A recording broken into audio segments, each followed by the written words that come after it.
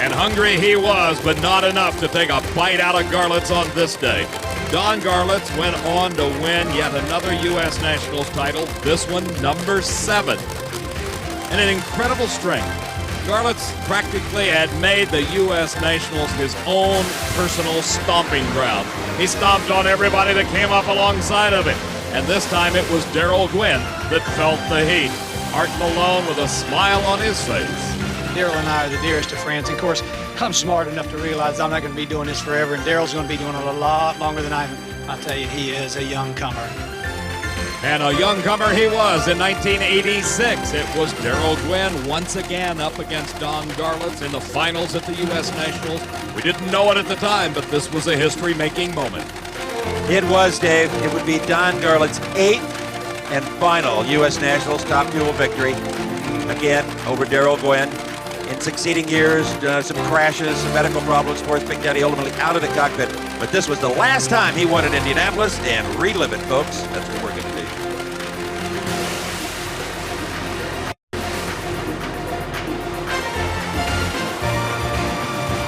Darrell Gwynn got closer than the year before, but not enough. You have seen a bona fide 20th century miracle here today. They come from all over the country and the world, for that matter, to run at Indy. This is a racer's race and a spectator's race, and that's what makes it so great. Great are the dreams of every racer that comes to Indianapolis Raceway Park, or even in the early days, those racetracks at places like Great Bend and Kansas City and Oklahoma City and Detroit, because those dreams lead to one thing, and that is the winner's circle at the U.S. Nationals. While Garlits may have won 8 of these U.S. Nationals titles, there are many a racer who have never, ever won, and some have only won once. This was a tremendous Rocky story in 1974. Marvin Graham, later to be called Marvin Who Graham, from Oklahoma City, roared into Indianapolis. Most of the fellow racers didn't even know who he was, and he flat had himself an afternoon. He sawed them off one at a time through 5 rounds of competition. It was a 32-car show in those days, and this was the final as Marvin Graham picks up his only U.S. Nationals title. His victim here, the car of our Gaines Markley, driven by Rob Bruins. Whatever happened to Marvin Graham? Well, he went to Hollywood, actually got a few acting parts, including the movie Heart Like a Wheel, Shirley Muldowney's life story, and is now on the production side, driving high-speed camera cars. Do you like funny cars? Do you remember the guy that won 3 Winston championships in a row, the fabled Blue Max? Well, here he was up against the Army car, Don Prudhomme in his prime. This was 1975. Prudhomme, of course, the first to ever win 4 consecutive Winston titles driving the funny car. But the day belonged to the Blue Max crew. Raymond Beadle, Waterbed Fred, Dale Emery, that whole legendary team. That was Waterbed Fred in the cowboy hat going absolutely nuts as they defeated Don Prudhomme in the final round. The crowd was screaming, yelling these guys on to the far end of the racetrack. Beadle, well, he was a character unlike anything we've seen before in drag racing. He taught us all how to sell t-shirts and make a little cash. And they knew how to celebrate like no other team as Raymond Beadle defeats Don Prudhomme in the finals in 1975. They called him 240 Gordy. Why? Because he was fast. I was lucky enough to run my first 5-second run there. I think we were the 3rd or 4th person to run in the 5s of the funny car. Set the speed record at 246 miles an hour, which was fast back then. And we ended up winning the event with my late crew chief, Jerry Verhill. So it was the best drag race of my life. That was 1979 that Gordy was talking about as he brought the bubble-up pacemaker car out of Canada to the starting line. And he had a bye in the final round all over the racetrack, trying to keep it off the wall of the center line was Gordy Bond. And a few years prior, his first ever U.S. Nationals, he was a runner-up. In 1980, Top Fuel Eliminator, as so often happens, racers bring brand new cars to this event, try to sort them out. Sometimes it works and sometimes it doesn't. In the far lane, it was Terry Kapp with his brand new Wheeler Dealer car. This was the era of the Canadians at Indianapolis. Terry Kapp from Edmonton, Alberta. Does the name Bertie Federley mean anything to you? really the one that really sticks in my mind the most was the first one we won back in 1980 in dragster division with Terry Kapp and Wes Van Dusen, the guys back home from Edmonton, Alberta.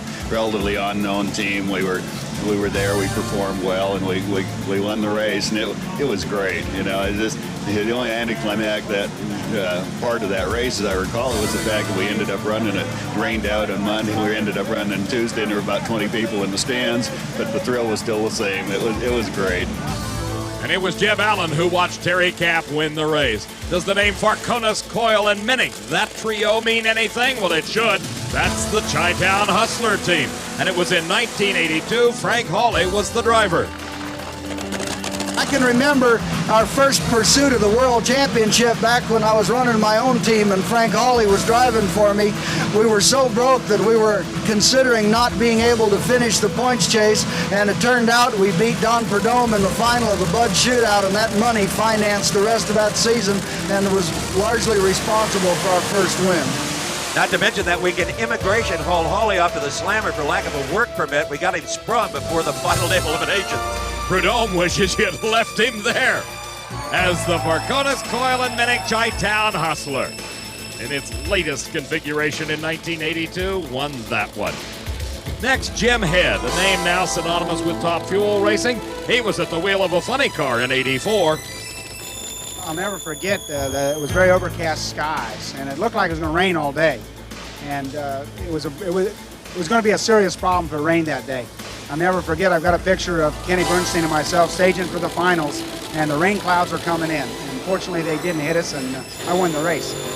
Don't know how it would have turned out on Tuesday. Bernstein went up in smoke off the starting line. Jim Head winning the title. This is Phil Hobbs. You remember Bobby Vodnik? Phil Hobbs was the partner as far as the team that owned that car, Harada and Hobbs. What happened here, Steve? Well, he tried to run a wingless top fuel dragster, and it proved to be an extremely bad idea. With the throttle stuck, the car just kept hammering the guardrail on the opposite side of it. It was getting shorter and shorter by the time it got within a few inches of his feet.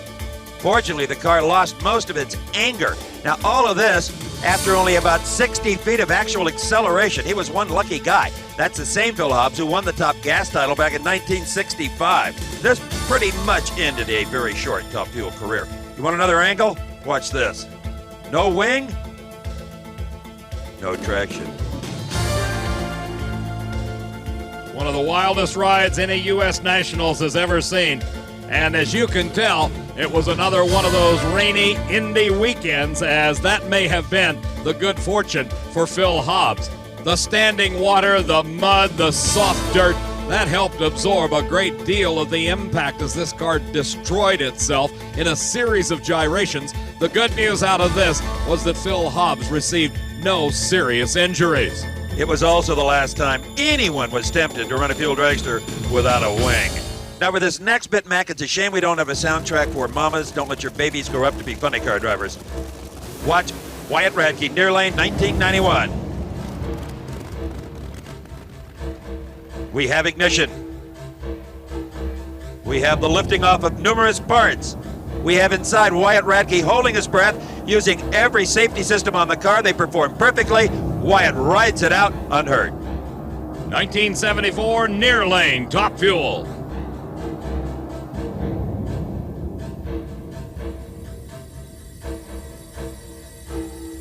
'74, Mike Miller, Fire.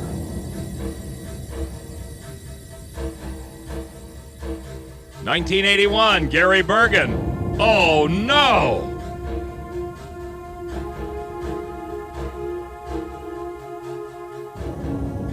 1983, Shirley Muldowney, Big Trouble.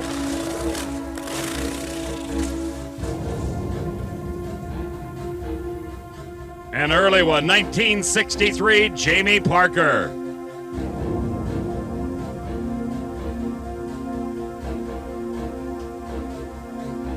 1982, Billy Williams. You'll know which car it is.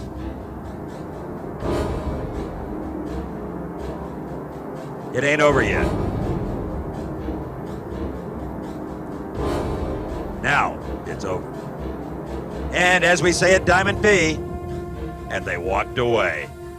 1969, Man, were there some engine explosions. And we thought at the time maybe they were putting some additives into the fuel, like hydrazine, which is rocket fuel, or benzene or benzodrine, or who knows what they were doing, but something was going on.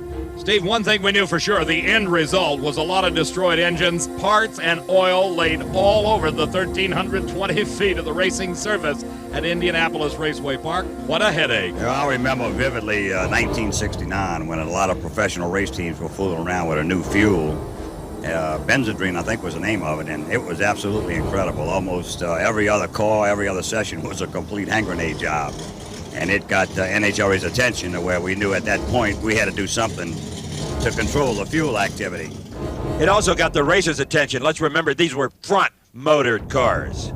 Absolutely frightening. Even in those days, the safety safari was right on the scene. Johnny on the spot to take care of any problems that might have existed. If 1969 was a bad year for Top Fuel, and it was, I can recall 1990 was absolute hell on wheels for the funny cars. Let's watch. Whit Maysmore felt the heat.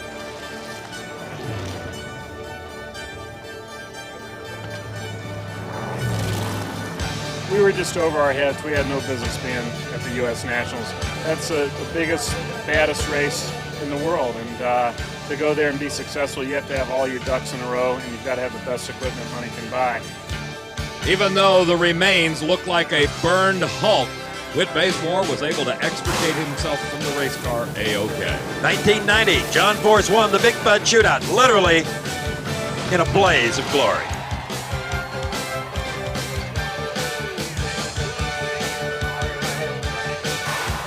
The cameraman at that position was also considering another occupation.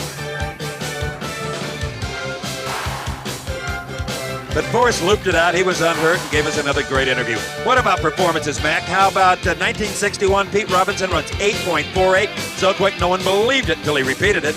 That's right. We couldn't even announce it until he did it a couple of three more times. In 1967, Jack Christman was driving his fabled Mercury Comet. He out-qualified his nearest opponent by more than a half a second. In 72, Gary Beck came to Indy, a newly licensed driver. He won Top Fuel. He did it again in 73, and in 82 became the first under 5.5 seconds. It was also 1982. Tom Anderson, using a Kenny Bernstein body, made the first ever funny car pass under 580. But right after that, Don Prudhomme laid down a 563.